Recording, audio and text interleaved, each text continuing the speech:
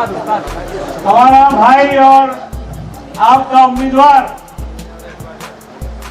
भाई, हम तो इसको भैयू बोलते हैं, उत्तम नहीं बोलता हूं मैं तो, भैयू उत्तम पाल सिंह जी, हमारे नेमी जैन साहब भी प्रधान चुके हैं, उनका भी स्वागत करते हैं। साथियों और दोस्तों, 15 साल का एक वनवास हमारे ऊपर था और बड़ी कड़ी मेहनत करके, शिवराम जी आपका भी स्वागत है, बड़ी कड़ी मेहनत करके, आप सबकी लगन से, मेहनत से हमने एक सरकार मध्य प्रदेश में बनाई थी और वो सरकार का नेतृत्व आदरणीय कमलनाथ जी कर रहे थे। और मैं मानदाता के एक एक साथी का आभार मानना चाहता हूं, धन्यवाद देना चाहता हूं आपको। 15 साल बाद एक कांग्रेस के उम्मीदवार को आपने यहां से निर्वाचित कराकर भोपाल की राजधानी में भेजा, लेकिन मुझे नहीं मालूम था, असलम भैया, मुझे नहीं मालूम था कि मेरा सिक्का खोटा निकलेगा। अगर मुझे ये पता होता तो वो सिक्के को मैं किसी कुएं में जाके डाल देता, उसको बाहर बाजार में नहीं लाता। और ये केवल मानदाता में नहीं, मध्य प्रदेश के 28 विधानसभाओं में 25 और 3 बाद में चले गए, 28 हो गए राजू, जिनका नेतृत्व कल भी मैंने कहा था, अखबार में छापा था हमारे साथियों ने, जिनका नेतृत्व देश को धोखा देने वाले, जब देश आजाद हो रहा था 26 से, उस समय देश की आजादी में अंग्रेजों की गुलामी करने वाले सिंधिया, ज्योतिरादित्य सिंधिया उसका नेतृत्व कर रहा है। और हमारे 25 विधायकों को भारतीय जनता पार्टी में शामिल कराकर एक निर्वाचित सरकार कमलनाथ जी के नेतृत्व में जो किसान की बात करती थी, जो दलित की बात करती थी, जो आदिवासी भाई की बात करती थी, जो नौजवान साथी के विकास की बात करती थी, जो खेत खलियान झोपड़ी की बात करती थी, ऐसी सरकार को गिराने का काम किया, फोकट में नहीं किया। मुझे बताया गया है कि बक्सों में पैसे आए हैं, मुझे चेक करना कहा उत्तम पाल सेठ जी, चेक करना पड़े सब किधर से आए हैं। और इस सरकार को गिराया गया। हिंदुस्तान के इतिहास में पहली बार ऐसा हुआ होगा, मैंने जब से मैंने होश संभाला, मैंने कभी नहीं सुना कि 25 विधायक, निर्वाचित विधायक, कांग्रेस पार्टी द्वारा निर्वाचित विधायक एक नेता के साथ में दगा देकर कांग्रेस की पीठ में छुरा घोंपकर भारतीय जनता पार्टी में शामिल होकर सरकार को गिराने का काम। मुझे याद है, अभी तुमने कहा, ठीक कहा था, मुख्यमंत्री जी अगर 15 महीनों में कहीं सबसे अधिक गए होंगे तो वो मानदाता क्षेत्र में आए थे 2 बार, तो मैं खुद उनके साथ 3 बार कोई मुख्यमंत्री 15 महीने में अगर कहीं आया हो तो वो हमारा मानदाता विधानसभा क्षेत्र था। और यह कहा जा रहा है कि 15 साल में मेरी सुनवाई नहीं हुई, 15 महीने में मैं गवाह हूं, मुझसे बड़ा गवाह तो कोई हो नहीं सकता यहाँ।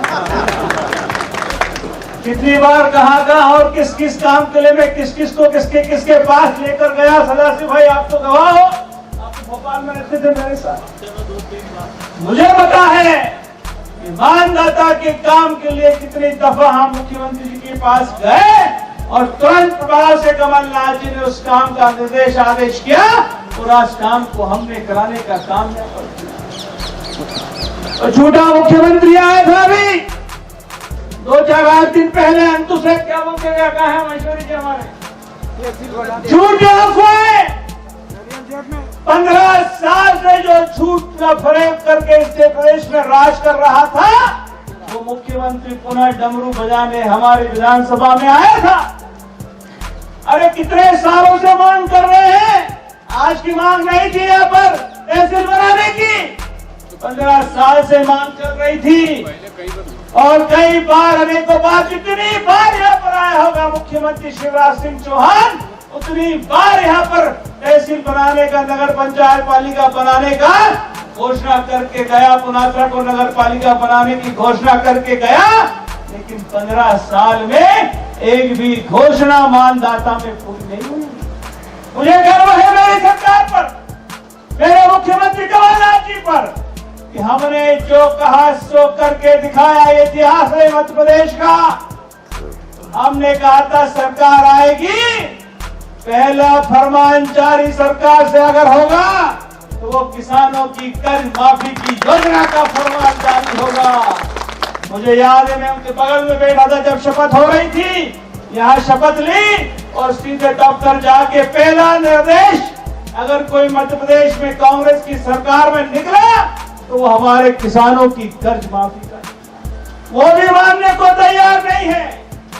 जब विधानसभा के पटल पर कृषि मंत्री, क्या नाम पटेल का, कमल पटेल ने खुद ने कह दिया कि मध्य प्रदेश की विधानसभा में 26 लाख किसानों का कर्ज माफी का पहला फेज, फिर से कह रहा हूँ, अब एक तुम कहीं उठाओ जो भाई हमारा तो कर्ज माफ हुई अपनी, पहले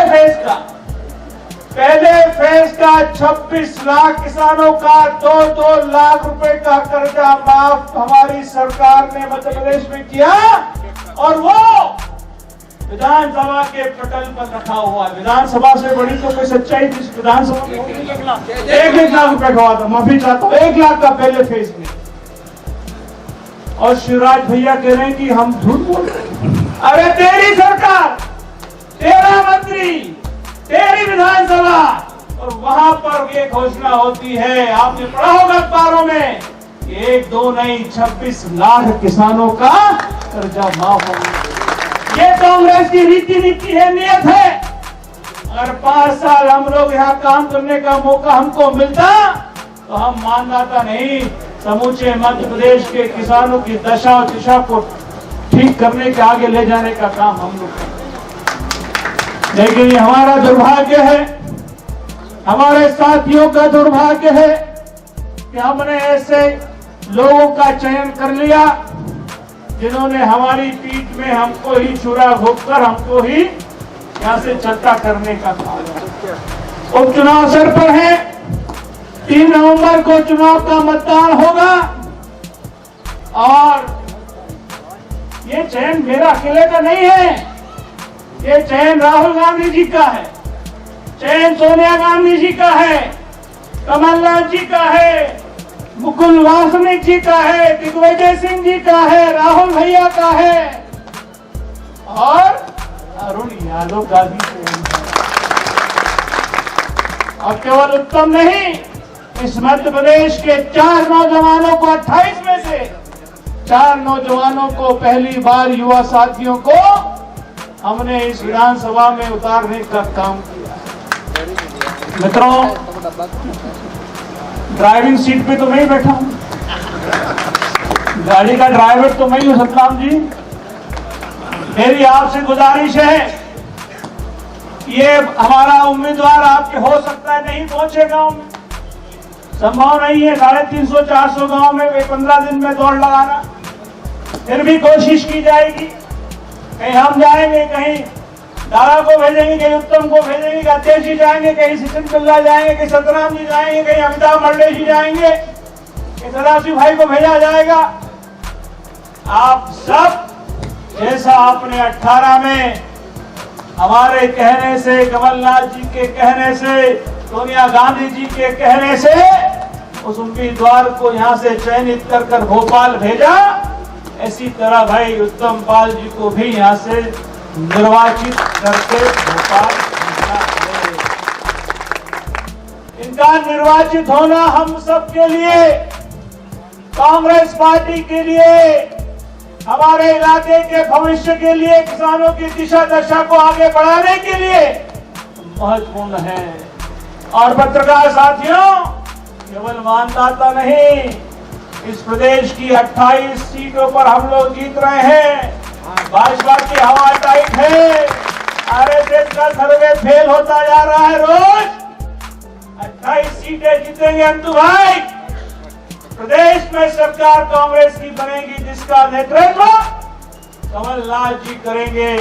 और मैं आपको स्पष्ट करता हूं, भाई उत्तम हो, राजनारायण सिंह जी हो, अरुण यादव हो, तमाम कांग्रेस के साथी यहाँ बैठे हैं। ये हमारा परिवार है, मुझे यहाँ भाषण कहने की जरूरत नहीं है। जो काम रह गए हैं मित्रों, साथियों, उनको आगे पूर्ण करेंगे। आगे तो यार न हो, अगर अरुण भाई ने मगे फोन ही नहीं कर रहे, उत्तम को तो फोन ही नहीं आया, दादा को भी नहीं आया, दादा ने भी राजू टाक के कहा, तूने फोन ही नहीं कर, किसी का भी इंतजार करने की जरूरत नहीं है। ये हमारा काम, हमारा चुनाव है। हमको पूरे, जिस तरह हम अपना सरपंच का चुनाव लड़ते हैं, जनपद का लड़ते, डंडी से तुम लड़ते हो जनपद का चुनाव, वैसे ही इस चुनाव को भी हमको लड़ना है। आप सब पूरी ताकत से इसमें लगे। मैं यहीं पर हूँ, 2 दिन के लिए कल जा रहा हूँ। मुझे कल भांडेर कमलनाथ जी के साथ जाना है। उसके बाद फिर नेपाल नगर आऊंगा, वापस मानदाता में पहुंच जाऊंगा। मेरे पीछे से हमारे राहुल भैया यहाँ पर आ गए हैं। कांग्रेस के जितने साथी टिकट में उम्मीदवारी कर रहे थे, वो सारे साथी पूरी ईमानदारी और शिद्दत के साथ में इस चुनाव में भाग लेंगे। किसी प्रकार की कोई इसमें गुंजाइश नहीं, सब एक साथ लड़ेंगे और इस चुनाव को जीतेंगे और प्रदेश में पुनः कांग्रेस की सरकार बनाएंगे।